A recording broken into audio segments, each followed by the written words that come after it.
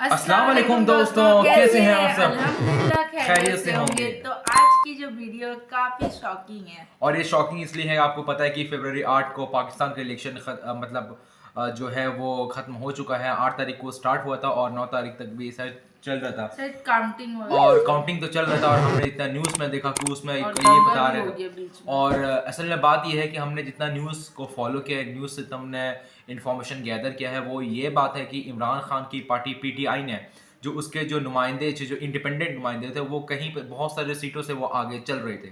और उसी तरह जितना इन्फॉर्मेशन हमें ये मिला है कि लाहौर से जो है वो नवाज शरीफ की पार्टी आगे थी और जो बिलावल भुट्टो जरदारी की उनके साथ कराची में आगे थी। मे बी अगर हम रॉन्ग हो भी सकते हैं, बट ये हमें इन्फॉर्मेशन मिली है।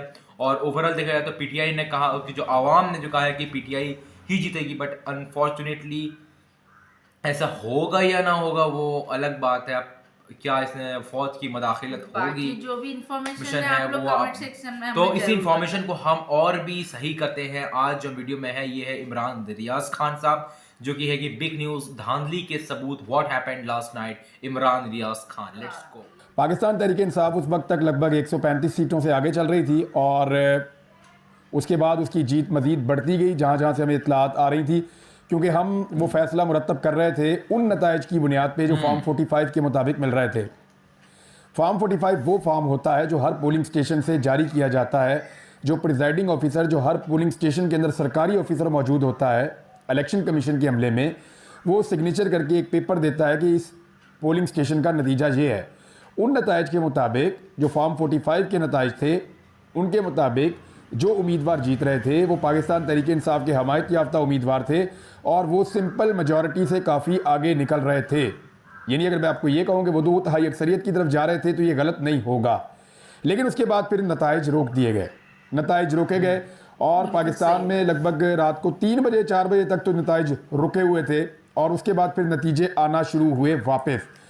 6 घंटे, 5 से 6 घंटे की ताख़ीर हुई, नताइज रुके। एक्चुअली हुआ क्या, अब मैं आपको ये बताता हूँ, क्योंकि मैं इस कहानी के पीछे पड़ा हुआ था कि समझ आनी चाहिए कि ये 5-6 घंटे क्यों लिए गए।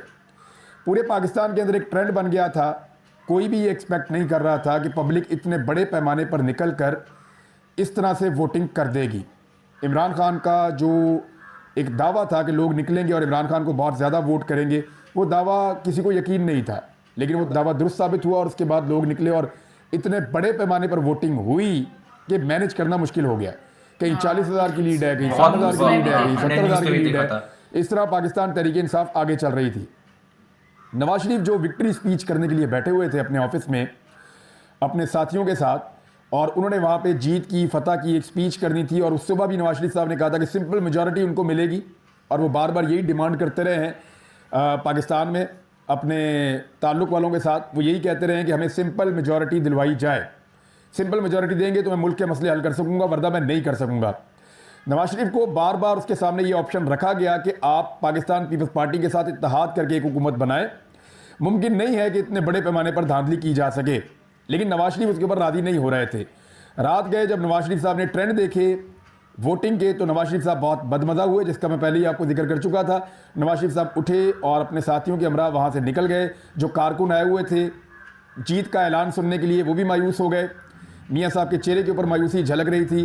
वो गाड़ी में बैठे और सोने के लिए अपने घर चले गए और उनके बाकी लोगों ने भी कोई प्रेस कॉन्फ्रेंस नहीं की। उस वक्त इस्लामाबाद के अंदर एक्टिविटी शुरू हुई और कुछ बड़े अहम लोग, अब मैं नाम नहीं लूँगा इस वक्त, लेकिन आपको आइडिया हो जाएगा, शरीफ ख़ानदान की नुमाइंदगी वहाँ पे थी और जरदारी ख़ानदान की नुमाइंदगी वहाँ पे थी।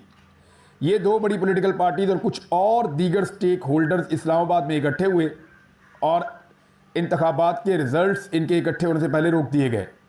अब वहाँ पे इस बात के ऊपर कन्विंस किया गया कि या तो मिलकर हुकूमत बना लो या फिर वो जेल में पड़ा हुआ आदमी है वो अपनी हुकूमत बना लेगा।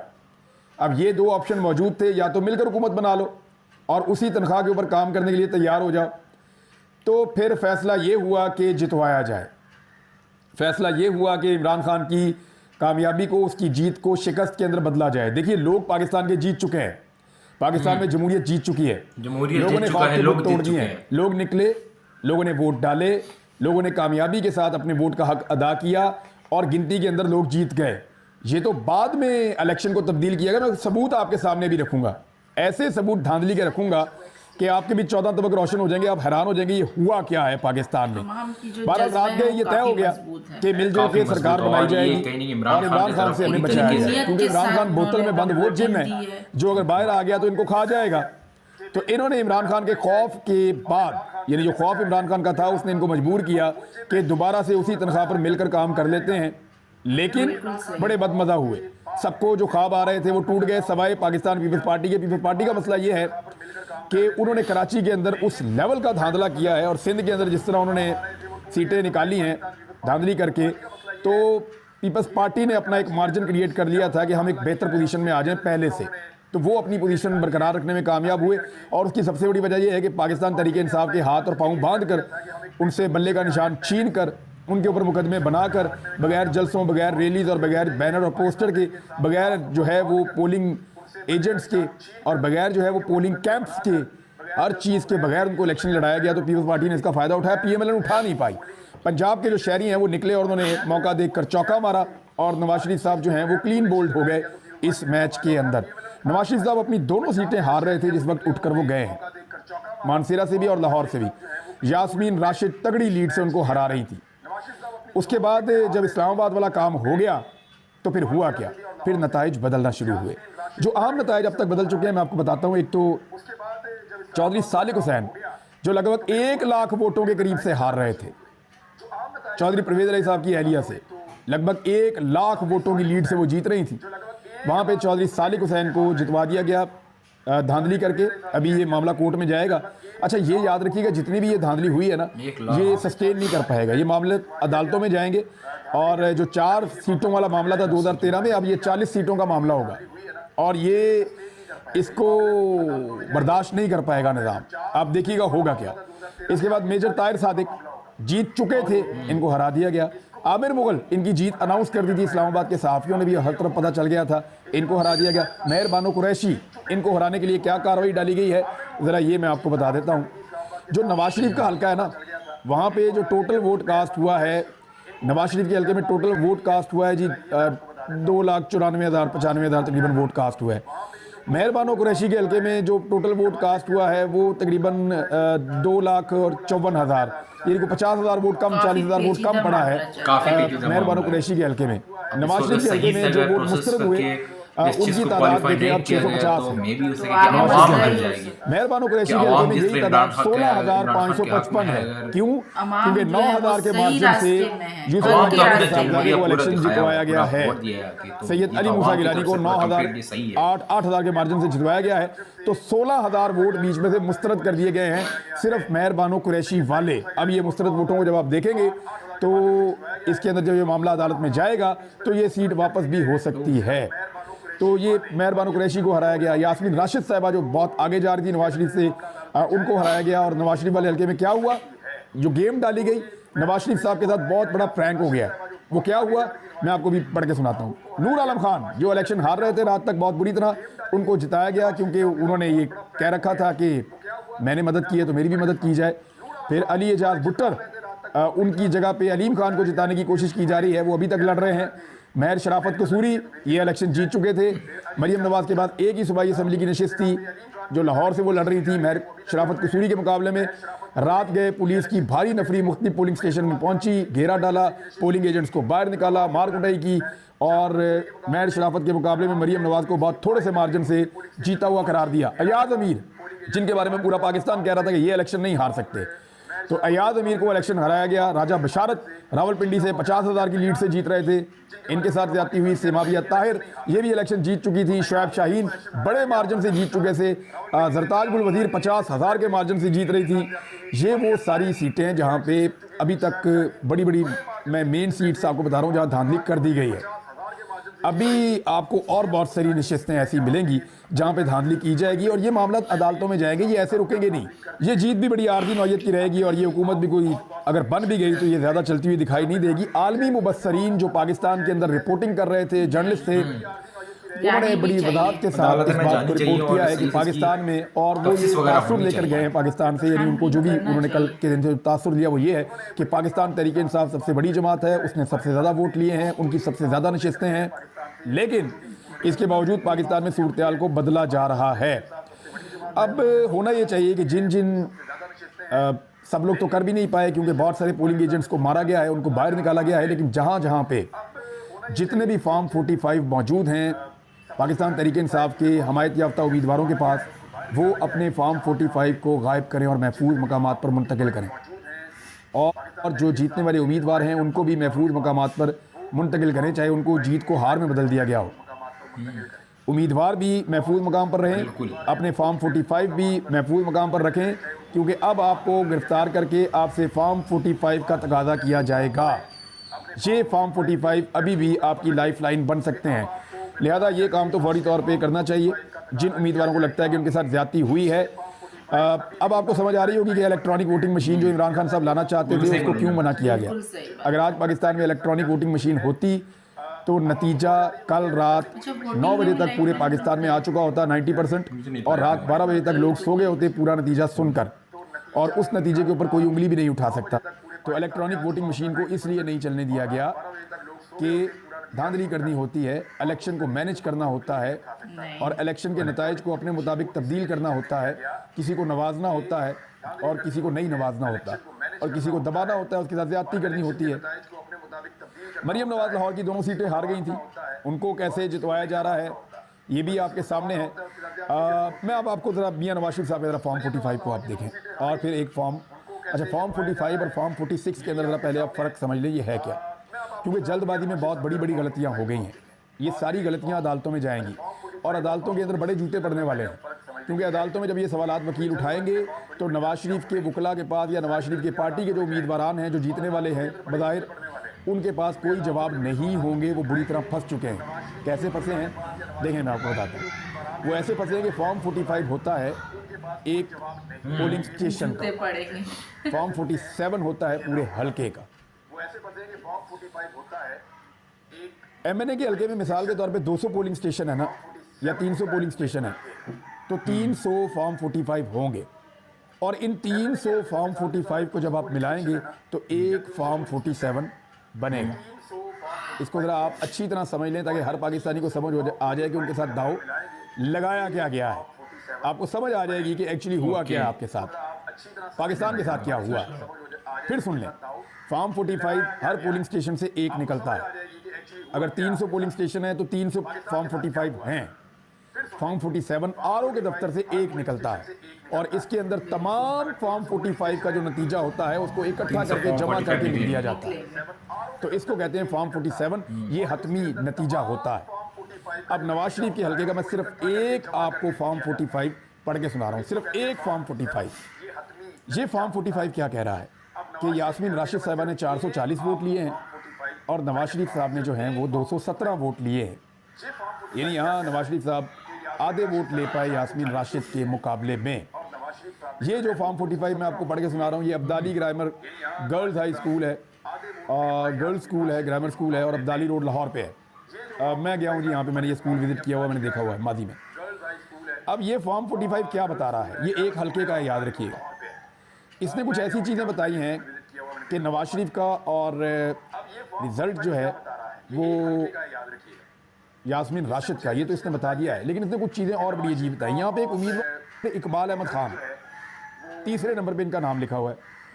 ये जो इकबाल अहमद खान है, इनको 4 वोट पड़े हैं फॉर्म 45 में। अब बहुत सारे पोलिंग स्टेशन हैं, बाकी में भी पड़े होंगे, तो इनके सैकड़ों में वोट तो जाने चाहिए ना इकबाल अहमद खान के। अगर सैकड़ों पोलिंग स्टेशन है, एक में 4 पड़े हैं, तो 200, 400, 500, 1000 वोट तो होना चाहिए इनका, और ये पीपल्स पार्टी की है। तो जो फॉर्म 47 है, जहाँ पे नतीजा मुकम्मल होता है, वहाँ पे इनको जो इन्होंने वोट हासिल किए हैं वो है 0। यानी वो आदमी जो पीपल्स पार्टी के टिकट से इलेक्शन लड़ा, उसने अपने आप को वोट नहीं डाला, या उसको किसी ने भी वोट नहीं डाला, उसका जिसने दफ्तर खोला उसने भी वोट नहीं डाला। हत्ता कि यहाँ तक मामला हो गया कि उसको वोट ही कोई नहीं पड़ा, और जो वोट उसको फॉर्म 45 के अंदर पड़े हैं वो भी फॉर्म 47 जहाँ पे मुकम्मल रिजल्ट कंपाइल हुआ वहाँ पे वो भी गिनती के अंदर शामिल नहीं। एक और उम्मीदवार मैं आपको बताता हूँ, ये हैं जी हसनैन अहमद शहजाद, इनको 1 वोट पड़ा है। मैं एक एक वोट भी आपको इसलिए बता रहा हूँ, आपको मज़ा आएगा थोड़ा सुन के। अच्छा जी, यहाँ पे जो है हसनैन अहमद शहजाद साहब जो हैं, वहाँ पे उनको 1 वोट पड़ा है, यहाँ पे उनको कोई वोट नहीं पड़ा। यानी एक पोलिंग स्टेशन में उनको एक वोट पड़ा है, लेकिन पूरे हल्के के अंदर वो वोट गिना नहीं जा रहा। एक और उम्मीदवार के पास जाते हैं। ये जी खालिद मसूद सिंधु साहब को 3 वोट पड़े हैं, सलीमुल्लाह को 6 वोट पड़े हैं इस पोलिंग स्टेशन में। यानी खालिद मसूद सिंधु 3 वोट, सलीमुल्लाह 6 वोट इस एक पोलिंग स्टेशन में। और पूरे हल्के के रिजल्ट के अंदर ये जो दोनों उम्मीदवार हैं, खालिद मसूद सिंधु और सलीम सैफुल्लाह। खालिद मसूद सिंधु क्योंकि पाकिस्तान मरकज़ी मुस्लिम लीग से उनके वोट गिने गए हैं, और सलीमुल्लाह जो हैं उनको 0 वोट पड़ा है, उनका वोट नहीं गिना गया। अब आ जाएं आप अगले उम्मीदवारों की तरफ कि उनके साथ क्या हुआ। इसके बाद एक सूफी साहब काफी हैं, कंफ्यूजन या कॉम्प्लेक्स बना दी इस चीज को 11 वोट तरीके से। हैं, और मोहम्मद इम्तियाज़ चौधरी साहब का 1 वोट है। मोहम्मद खुरम रियाज साहब के 37 वोट हैं। मोहम्मद आमिर का 1 वोट है, और मुजम्मल कादिर भट्ट का 4 वोट हैं। और इस तरह जो है वो ये एक पोलिंग स्टेशन मुकम्मल होता है। जब आप दूसरी जानिब जाते हैं तो इन सबका कोई वोट नहीं है, सारे 0 0 0 0 0 0 आ रहे हैं। यानी हैरत की बात यह है कि एक पोलिंग स्टेशन के अंदर मैं रिजल्ट आपके सामने रख रहा हूं जिसमें इन उम्मीदवारों को वोट पड़े हैं, और फिर पूरे हल्के का रिजल्ट आपके सामने रख रहा हूं जिनमें वो वोट गिने ही नहीं गए। अब अगर मैं 10 पोलिंग स्टेशन के निकालूं तो इनके और बढ़ जाएंगे, लेकिन पूरे के अंदर 0 है। और अगर 100 पोलिंग स्टेशन के निकालूं तो इनके और बढ़ जाएंगे इन उम्मीदवारों के वोट, लेकिन पूरे हल्के के अंदर जमाते इस्लामी और पीपल्स पार्टी को एक भी वोट नहीं पड़ा। आप अंदाजा करें, उन्होंने खुद भी अपने आप को वोट नहीं डाला, उनके घर वालों ने भी वोट नहीं डाले। ये तो धांधली का धांधला है और झुड़लू है। नवाज शरीफ ये इलेक्शन हार रहे थे, और जिस तरह उनको जितवाया गया है, नवाज शरीफ को तख्ते तवे पे बिठा दिया गया है। मैं माजरत के साथ मुझे इसलिए कहना पड़ रहा है कि उनके साथ ज्यादती हुई है। मियाँ साहब को इस ज्यादती का रात को पता चल गया था। मियाँ साहब तजर्बाकार सियासतदान है, उन्हें पता है कि उनको ये कहा जा रहा है कि गंद का टोकरा अपने सर पे आप रखें और फिर शेरवानी पहनने या पहना दें किसी को, लेकिन कचरे का टोकरा आपको उठाना पड़ेगा और निजाम के फुजले पे आपको बैठना पड़ेगा। तमाम तर जुल्म और जबर के बावजूद पाकिस्तान तहरीक इंसाफ साबित हुई है। पाकिस्तान के अवाम जीत गए हैं, पाकिस्तान के अवाम कामयाब हुए हैं। पूरी कौम को इसके लिए मुबारकबाद। आपने साबित किया कि आप जमहूरियत पसंद हैं। बहुत बहुत मुबारक हो। पहले तो मस्त वाला रिएक्शन की तरफ से पीटीआई के कारकुन को, पीटीआई के उम्मीदवार को, पीटीआई के जो सपोर्टर्स हैं उनको सबको उन्होंने जीता है, हकीकतन जीता है। बट अगेन अगर कुछ बाप ने वो धांधली हो जाए और बाप ने कुछ गड़बड़ी हो जाए तो वो एक अलग मुद्दा है, वो अलग चीज है। बट अगर फेयर इलेक्शन की बात करें तो वो पीटीआई ही जीतती नजर आएगी और आ भी रही है। इंसाफ की जीत हुई है। पाकिस्तान तहरीक इंसाफ जो है वो इंसाफ की ही जीत हुई है। बट अगर आगे कुछ मामला हो जाए, इस्टेब्लिशमेंट अगर इंटरफेयर करे और लोगों और भी कोई अगर मसले मसाइल अगर कॉम्प्लेक्सिटीज के बीच में आ जाए, कुछ ना कुछ करेगा। धांधली अगर हुई तो फिर वो धांधला ही होगा। ओके, तो ये इंसानियत की जीत हुई, बहुत बड़ी काफी बात है। इंफॉर्मेटिव वीडियो थी इमरान रियाज खान साहब की, और हम भी कंटिन्यूस 2 दिन से जो है इस पर पूरी तरीके से गौर फिक्र में हम फॉलो कर रहे हैं क्या हो रहा है क्या नहीं हो रहा है। और ये सारी चीज़ जो है आज हमें, क्योंकि देखिए बहुत सारा चीज़ कंफ्यूजन अभी भी है, और इस इलेक्शन में काफ़ी कुछ चीज़ें कंफ्यूज भी हुई हैं, कंफ्यूजन भी लोग करवा रहे हैं। तो ये सारी चीज़ हो, यानी कि धांधली जिसे हम कहते हैं, वो चीज़ हो रही है। तो उम्मीद करें कि फेयर इलेक्शन होकर फेयर रिजल्ट भी जो है वो घोषित हो जाए, जिसकी वजह से आवाम जो है वो सेटिस्फेक्शन हासिल करेगी। हाँ, हमने जिस पर एतमाद किया था वो हमारा जो है वो हुक्मरान जो है वो आ चुका है। तो हमें वीडियो काफी अच्छी लगी। आपको वीडियो कैसी अच्छी लगी तो आप लाइक, जो कुछ आपको भी कंफ्यूजन है वो आपको कमेंट सेक्शन में आप कमेंट सेक्शन में, और आपके हिसाब से कौन जीत रहा है इलेक्शन में, सपोर्ट करें। आप भी हमें कमेंट बॉक्स में जरूर बताएं और हमारे चैनल को लाइक शेयर सब्सक्राइब करते रहें। हम दोनों भाई बहन को बताएं कि नेक्स्ट वीडियो कैसा देखना चाहेंगे, और हम दोनों भाई बहन को सपोर्ट और प्यार बिल्कुल करते रहें। तो नेक्स्ट वीडियो में फिर मिलते हैं, तब तक के लिए अल्लाह हाफिज।